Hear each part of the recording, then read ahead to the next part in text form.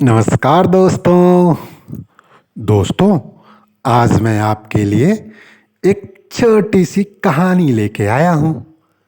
कहानी का शीर्षक है, क्या भगवान है? दोस्तों, रविवार का दिन था। रामू हर बार की तरह बाल सेट करवाने के लिए पास के हेयर ड्रेसर के यहाँ चला गया। वहाँ काफ़ी भीड़ लगी हुई थी और बहुत सारे लोग बाल कटवाने के लिए इंतजार कर रहे थे।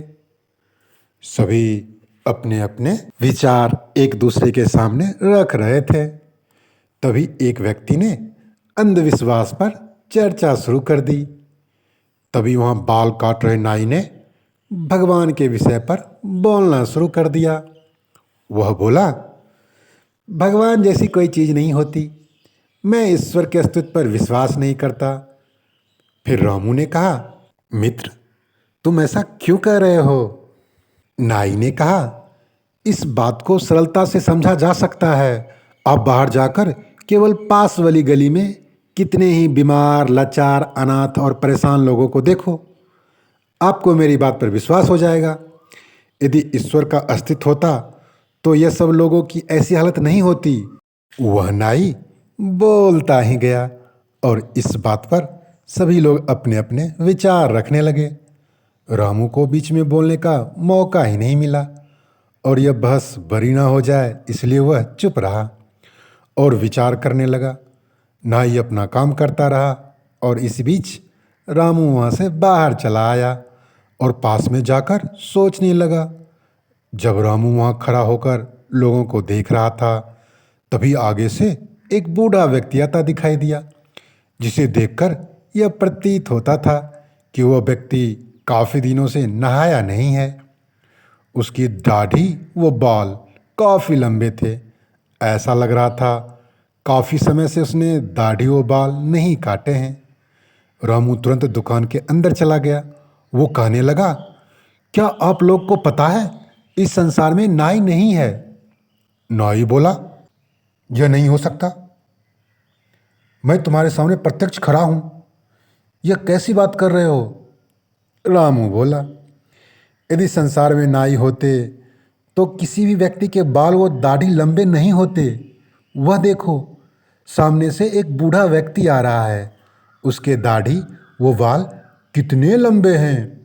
तब वह बोला, नाई होते हैं, परंतु कुछ व्यक्ति हमारे पास नहीं आते। तभी रामू बोला, एकदम सही कहा आपने।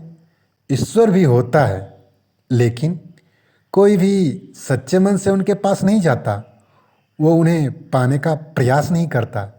इसलिए दुनिया में लोग इतने परेशान हैं। दोस्तों, रामू ने वहाँ पर तो यह सिद्ध कर दिया कि भगवान है, लेकिन हम सभी की यही व्यथा है। वास्तव में ईश्वर पर शक करने वाले तो बहुत हैं, लेकिन उन पर विश्वास करने वाले बहुत कम। यदि सच्चे मन वो विश्वास के साथ ईश्वर को याद किया जाए तो वह अवश्य आते हैं। जब स्वामी विवेकानंद परमहंस से मिले थे तो उन्होंने भी कुछ ऐसा ही प्रश्न किया था, क्या आपने ईश्वर को देखा है? तब परमहंस जी ने कहा था, ठीक वैसे ही देखता हूँ जैसे तुम्हें देख रहा हूँ। लेकिन किसी के पास समय ही कहाँ है कि वह ईश्वर के दर्शन के लिए रोता हो। बस सब अपने अपने कर्मों में व्यस्त रहते हैं। दोस्तों, भगवान होते हैं या नहीं, हमें तब तक पता नहीं चलता जब तक हमें उसका अनुभव न हो जाता है। और भगवान का अनुभव उसे ही हो सकता है जो सच्चे दिल और श्रद्धा से उसकी भक्ति करेगा। हम तो कुछ समय के लिए इस धरती पर आए हैं और चले जाएंगे।